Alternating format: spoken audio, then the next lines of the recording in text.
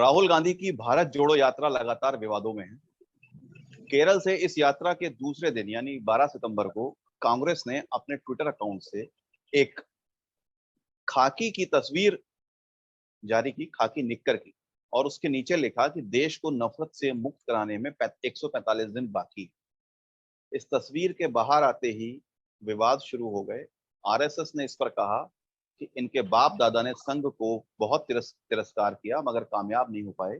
वहीं बीजेपी के कई नेताओं ने इसे सिख विरोधी दंगे और कांग्रेस का लोगों को जलाने के चरित्र तक से जोड़ दिया। इस ट्वीट के बाद लगातार कांग्रेस पर सवाल खड़े हो रहे हैं कि कांग्रेस की भारत जोड़ो यात्रा क्या भारत जोड़ो यात्रा है या फिर ये भारत को जलाने की यात्रा है। नमस्कार, मैं आशु भटनागर एनसीआर खबर के प्राइम टाइम में आपका स्वागत करता हूं। इस महत्वपूर्ण परिचर्चा में भाग लेने के लिए मेरे पास आज वरिष्ठ पत्रकार डॉक्टर देवेंद्र शर्मा हैं, भाजपा नेता रवि भदौरिया जी हैं, राजनीतिक विश्लेषक नवीन दुबे जी हैं और आम आदमी पार्टी से प्रदेश प्रवक्ता संजीव निगम जी हैं।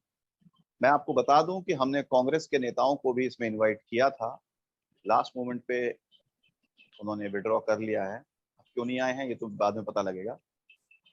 अगर इस परिचर्चा में वो आ जाते तो शायद इस परिचर्चा में आज कुछ उनकी तरफ से भी बातें होती, फिर भी हम इस परिचर्चा को करेंगे। तो सबसे पहले मैं इस परिचर्चा में देवेंद्र शर्मा जी को ला रहा हूँ। देवेंद्र जी, चूंकि आज कांग्रेस नहीं है तो इसलिए ये जिम्मेदारी मैं आप पे छोड़ रहा हूँ ओपनिंग कमेंट की।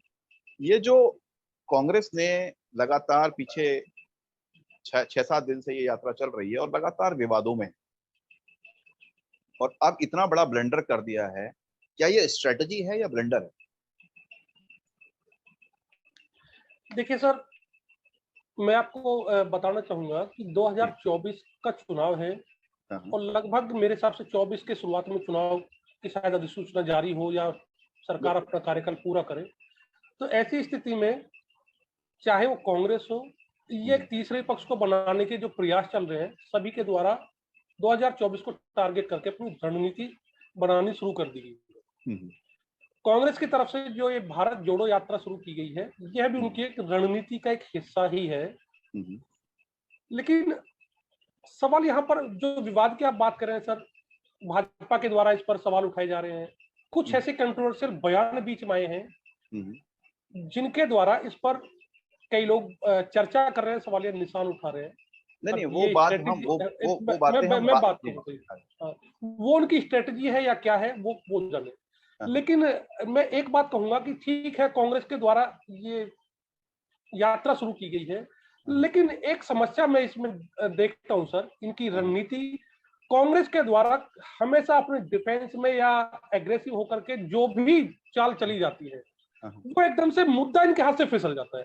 शुरुआत ये करते हैं, मुद्दा एकदम से दूसरी तरफ चला जाता है। मैं इसलिए आपसे बात करना चाह रहा हूं, नहीं, मैं एक मिनट रोक रहा हूं।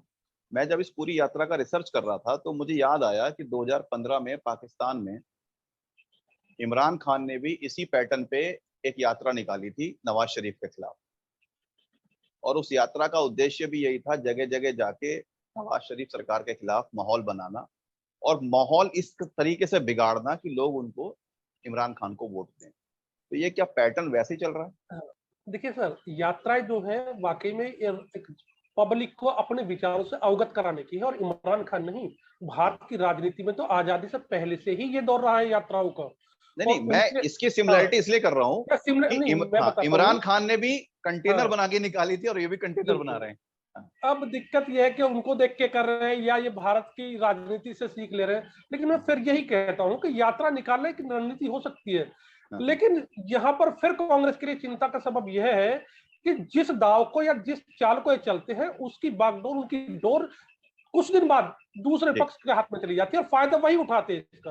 और कांग्रेस की भारत जोड़ो यात्रा भी मुझे धीरे धीरे ऐसी ही दिखाई दे रही है।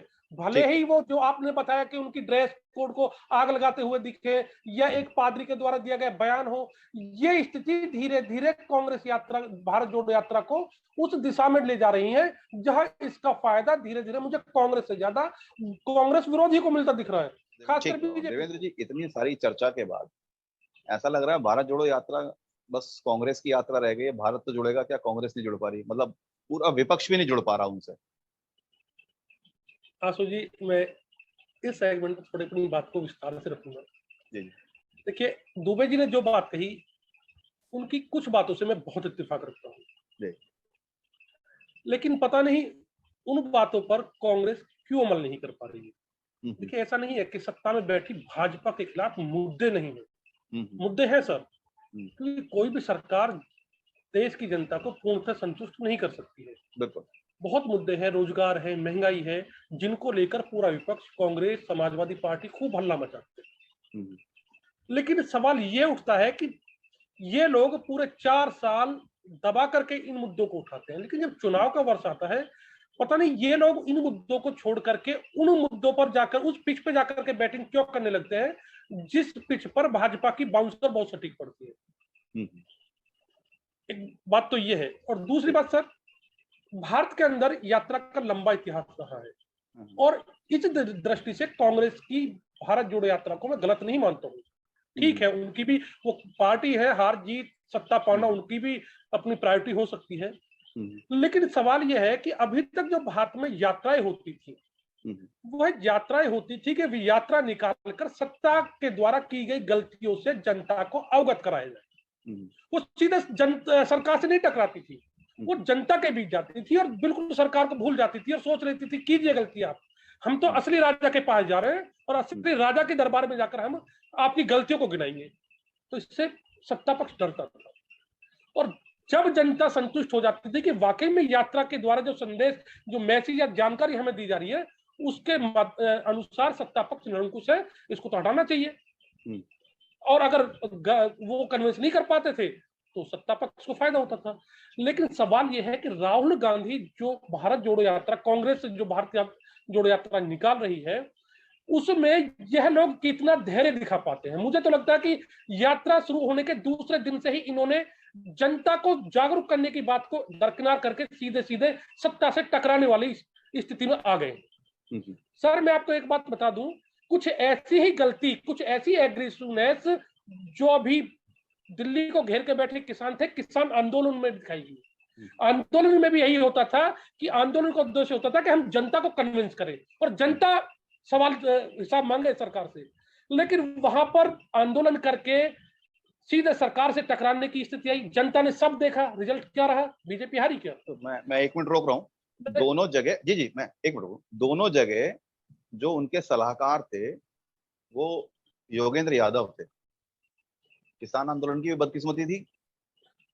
हालांकि सर, कांग्रेस एक राष्ट्रीय पार्टी है, भारत की बड़ी पार्टी है, और मैं चाहता हूं कि, मैं नहीं चाहता कि कांग्रेस का वजूद भारत से खत्म हो, क्योंकि लोकतंत्र में जितना सत्ता का भूमिका होती है, विपक्ष की उतनी भूमिका होती है। मैं तो चाहता हूं कि कांग्रेसियों को सद्बुद्धि आए, वो सही मुद्दों पर बीजेपी को घेरे, क्योंकि कांग्रेस की रहना एक लोकतंत्र के लिए ठीक है। तो यहाँ पर मैं ये कह रहा हूँ सर कि अभी कांग्रेस गलती क्या कर रही है कि वह जनता को जागरूक करने की जगह सीधे सीधे बीजेपी और बीजेपी के बढ़कर के मोदी को टारगेट कर रही है, और ये सबसे बड़ी गलती कर रहे हैं लोग, ये मुद्दों को छोड़ करके गलत। मैं एक बात और कह दूं सर, जी जी। इनके द्वारा जो ये एक सांकेतिक रूप से आरएसएस की ड्रेस को जलाया गया है, इसके दो मायने हैं। एक तो ये बता रहे कि हम भारत जोड़ो यात्रा निकाल रहे हैं और आने वाले टाइम में 24 में बाहर हो जाएगी, धीरे धीरे फूक जैसे उनकी ड्रेस जलेगी, बीजेपी बाहर हो जाएगी। लेकिन दूसरी बात और भी है, और इसी चीज को बीजेपी मुद्दा बनाएगी सर। इन्होंने बैठे बैठाए बीजेपी को मुद्दा दे दिया है। बीजेपी कहे कि देखिए इनकी सोच कट्टर है, देखिए इन्होंने केरल में ऐसा क्यों किया, इन्होंने केरल के जिहादियों को और कम्युनिस्टों को संकेत दे दिया कि हम तुम्हारे पीछे, अब आरएसएस और बीजेपी के लोगों की हत्या कीजिए। और ये इसी सांकेतिक आधार पर बीजेपी फिर हिंदू कार्ड खेलेगी, और इनकी, कांग्रेस की इन्हीं गलतियों की वजह से बहुसंख्यक समाज को अपने फेवर में करने का बहुत बड़ा मौका कांग्रेस बीजेपी को दे रही है। ओके, मैं और एक बात मैं संजीव जी के ऊपर और कहना चाहूंगा सर, संजीव जी के लिए तो लॉटरी लगी है सर। उन्हें तो दो पहलवान मैदान में खड़े हैं, एक ताकतवर और एक कमजोर है, तो वो तो सीधे सीधे कमजोर पहलवान से हाथ मिलाएंगे और उसे चित करेंगे। आम आदमी पार्टी का उद्देश्य इस समय बीजेपी को बाहर करना नहीं है, वो सबसे पहले चाहते हैं कि किसी तरह हम कांग्रेस का विकल्प बन के देश में आ जाए। और जहां पर बीजेपी है वहां सीधे टकराने की स्थिति में, गुजरात हो, हिमाचल हो। हालांकि दिल्ली में उन्होंने बीजेपी को थाम के रखा है, इसमें भी कोई दो राय नहीं है। ये भारत जोड़ो से तो कुछ हासिल नहीं हो रहा। रवि जी कह रहे हैं भारत जोड़ो तो छोड़ो, ये कांग्रेस भी नहीं, कोई भी सामने पीछे इनके सामने नहीं टिकेगा इस समय। यहाँ सर मैं एक एक करके 3 बातें कहना चाहूंगा। पहले तो जो हमारे 2 पैनलिस्टों ने 2 बात कही है, मैं उनका बात करता हूँ। देखिए सर, इसमें तो नो डाउट कि आम आदमी पार्टी की रणनीति वर्तमान में कांग्रेस से मुझे कहीं बेहतर लगती है, क्योंकि उन्होंने अपने टारगेट फिक्स और नियत किए हुए हैं। वो टारगेट सेट करके कहते हैं ना, इधर उधर नहीं भग रहे हैं।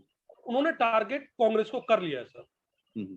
चाहे दिल्ली में आई हो तो कांग्रेस को हटा के, और पंजाब में भी बीजेपी का कोई लॉस नहीं है सर। बीजेपी की तो ऑलरेडी मुझे लगता है अंडर 10 सीटें थी वहां पर जो अकालियों के साथ थी, तो नुकसान अकालियों को कांग्रेस को ही पहुंचा है, रिप्लेस कांग्रेस को किया है। तो और एक बात बता दो आप, चाहे संजीव जी को नहीं, संजीव जी की पार्टी के बड़े बड़े नेताओं से कितना पूछ लीजिए, जब तक 2024 तक जितने भी राज्यों में विधानसभा चुनाव होने हैं उनके रिजल्ट नहीं आ जाएंगे तब तक ये अपने पत्ते नहीं खुलेंगे। और जैसे ही इनके चुनाव हो जाएंगे उसके बाद अपनी रणनीति बनाएंगे कि क्या अब हम कांग्रेस के साथ जा सकते हैं भाजपा विरोध में या नहीं जा सकते हैं, या हमें क्या भूमिका निभानी होगी। अब मैं बात करता हूं, दुबे जी ने एक बात कही थी सर, मैं नो डाउट इसमें कोई शक नहीं है, मुझे वर्तमान में अगर विपक्ष में कोई दमदार नेता दिखता है तो वो अखिलेश यादव है, इसमें कोई शक नहीं है।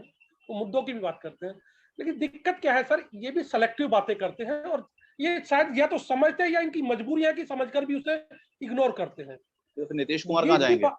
जी नहीं, सेलेक्टिव बात कैसे करते हैं कि बहुत अच्छी बात करते हैं। मैं ये कह रहा हूँ, अगर अखिलेश यादव दमदार नेता है हिंदी पट्टी में, जिसको हमारे मित्र गोबर पट्टी भी कहते हैं, तो नीतीश कुमार कहाँ जाएंगे? वो भी तो आज राजीव गांधी के पिताजी को कल उनके जन्मदिन पर बधाई दे रहे हैं। वही आऊंगा सर, तीसरा पॉइंट मैं वही रखूंगा नीतीश कुमार जी का।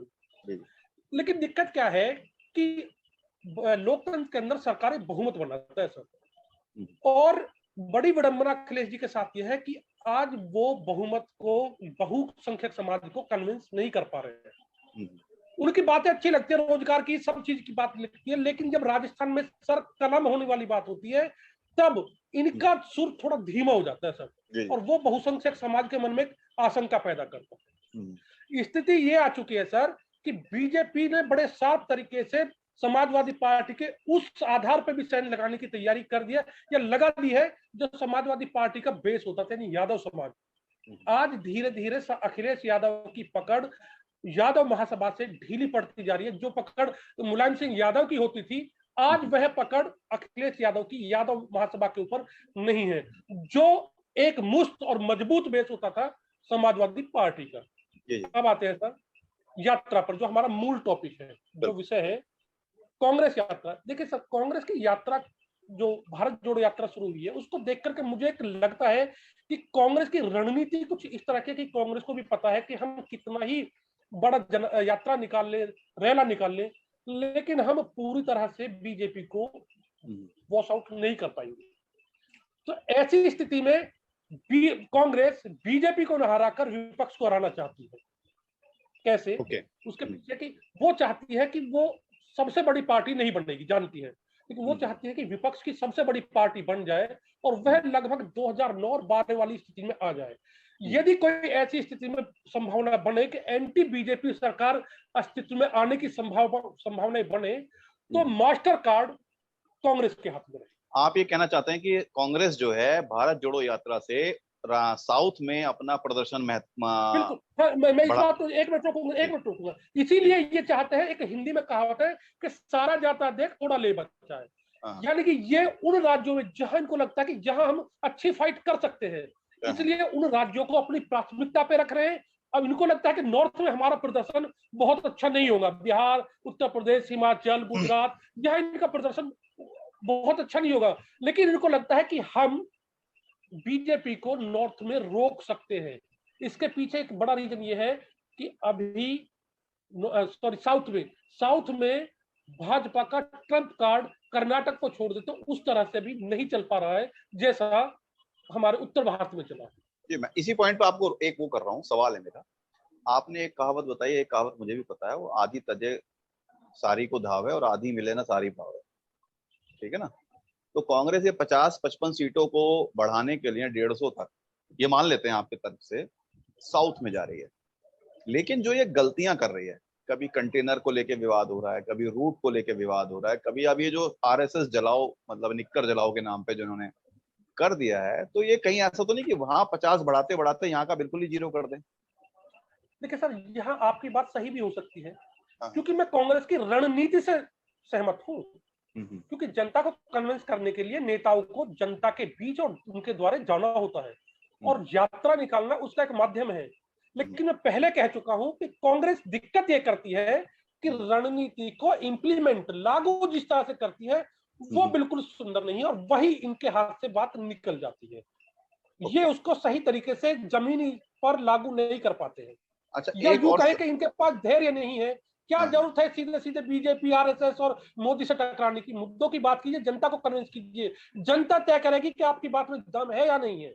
अच्छा, एक अगर और आप सवाल ऐसे मेरा। ही मोदी से टकराते रहेंगे तो रिजल्ट यही होगा जीरो। किसान आंदोलन वाला। जी जी जी, एक और सवाल।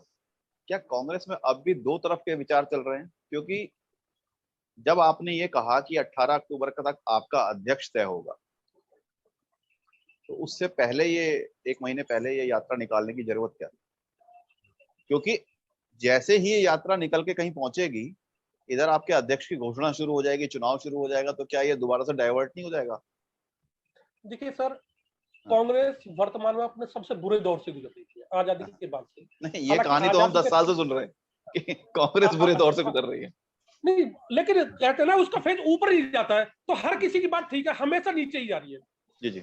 यहाँ पर देखिए, आजादी के पहले की कांग्रेस आज की कांग्रेस नहीं, क्योंकि उस समय की कांग्रेस में देश के हर विचारधारा का प्रतिनिधित्व था। लेकिन आजादी के बाद की कांग्रेस का लक्ष्य चुनाव सत्ता हासिल करना रहा, जैसे अन्य दलों का है। सो आजादी से पहले की कांग्रेस और आज की कांग्रेस को तो एक हम मान नहीं सकते हैं। दूसरी बात, सॉरी, सवाल आप बताएंगे एक बार? मैं ये सवाल ही पूछ रहा था कि कांग्रेस ने ये यात्रा गलत समय पे तो शुरू नहीं करी है, क्योंकि क्या कांग्रेस में दो विचारधाराएं हैं?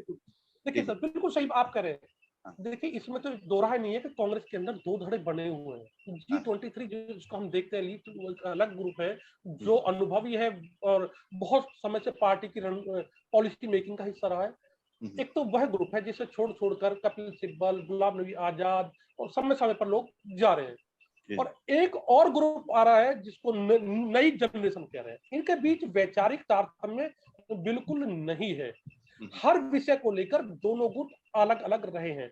तो इसमें भी आपकी बात में दम है कि बिल्कुल भारत जोड़ो यात्रा को लेकर भी अभी पार्टी के अंदर एक मत नहीं थे, क्योंकि जहां तक मुझे जानकारी मिली है, अभी भी पार्टी के कुछ लोगों की, वरिष्ठ लोगों का यह मानना रहा है कि हमको भारत जोड़ो यात्रा से पहले कांग्रेस जोड़ो कार्यक्रम चलाना चाहिए, तो बेहतर होगा। क्योंकि अखाड़े में एक, मैंने बात बताऊं कि एक व्यक्ति हॉस्पिटल से आए और एक व्यक्ति 5 साल से तेल लगा के दंड पेल के अखाड़े की तैयारी करे, तो दोनों का बिल्कुल कोई मैच नहीं होता है सर कुश्ती कराने का। जी जी। तो जो अनुभवी लोग हैं वो कह रहे हैं, भैया पहले तुम कुछ कसरत करके, कुछ डाइट लेके, कुछ अपने आप को थोड़ा प्रिपेयर कर लीजिए, आप अपनी इंटरनल पावर को बढ़ा लीजिए, जिससे उसको कुछ फाइट दे सको, कुछ प्रदर्शन बेहतर कर सको। अभी दुबे जी ने एक बात कही है कि विपक्ष में जो एक तीसरा मोर्चा बनने की या एक बीजेपी विरोधी मोर्चा बनने की बात है, उन्होंने कहा ममता बनर्जी है, और उन्होंने नीतीश बाबू को बताया, और तीसरा उन्होंने लिया एक और कांग्रेस की बात। लेकिन ये भूल रहे हैं सर, अरविंद केजरीवाल को अंडर एस्टिमेट कर रहे हैं। ममता बनर्जी एक राज्य में है, उससे बाहर उनका वजूद नहीं है। अरविंद केजरीवाल 2 राज्यों में है, दिल्ली और पंजाब। पंजाब बड़ा सूबा है, दिल्ली को कह के हम अंडर एस्टिमेट कर सकते हैं कि छोटा है। आप निगम जी को बर्थडे का गिफ्ट दे रहे हैं? नहीं, मैं बताता हूँ सर, इसके पीछे मैं अपनी बात के तर्क रखता हूँ। उसके पीछे मैंने अभी आपको बताया कि 2024 के चुनाव तक इसीलिए अरविंद केजरीवाल अपने पत्ते नहीं खोलेंगे, और जैसे ही चुनाव पास आएगा और 2024 से पहले जितने विधानसभा चुनाव होने, उनके रिजल्ट के बाद वो परिस्थिति चेक करेंगे। अगर लगता है उनको सफलता मिलती है तो वो दम ठोकेंगे नीतीश बाबू से भी आगे। एक बात तो ये रही, और दूसरी बात ये सर, भारत जोड़ो जो कांग्रेस की यात्रा है, इससे देश की राजनीति कितनी प्रभावित होगी ये तो अभी कहना बहुत मुश्किल है। लेकिन एक बात मुझे संकेत साफ दिख रहे हैं कि भारत जोड़ो यात्रा के साथ जैसे जैसे राहुल गांधी और राहुल पार्टी के राहुल सपोर्टर लगे हैं, एक नाटक किया जा सकता है कि अध्यक्ष के चुनाव के लिए, लेकिन इस चुनाव के, इस यात्रा के बाद फिर से ऐसा माहौल बन जाएगा, क्योंकि जनता के बीच राहुल गांधी जा रहे हैं, तो पार्टी के राष्ट्रीय अध्यक्ष का सेहरा ये यात्रा फिर से राहुल गांधी के सर बांध सकती। जी एक मैं कंक्लूजन करना चाहता हूँ उसका, एक 10 सेकंड लीजिए क्योंकि नवीन जी को जाना है। बिल्कुल 10 सेकंड सर। देखिए मैं अब इसको बिल्कुल समापन की तरफ जाऊं, इससे लगता है कि देखिए भाजपा के लिए अन्य पार्टियों की अपेक्षा तुलनात्मक दृष्टि से अच्छी परिस्थितियां रहेंगी। कुछ राज्यों को छोड़ दिया जाए तो कई स्थानों पर तो स्थिति यह रहेगी कि भाजपा विपक्ष से इतना नहीं लड़ेगी जितना उसे अपने अंदर की परिस्थितियों से लड़ना पड़ेगा। और दूसरी बात कि ये भारत जोड़ो यात्रा जो कांग्रेस की है, यह अभी भी कांग्रेस के लिए कुछ रिजल्ट दे सकती है, बशर्ते कि कांग्रेस को धैर्य दिखाना चाहिए और सीधे सीधे विवादित मुद्दों से बचकर या मोदी या भाजपा टैक्स से बचकर जनता को कन्विंस करे, जनता को अपनी बात रखे।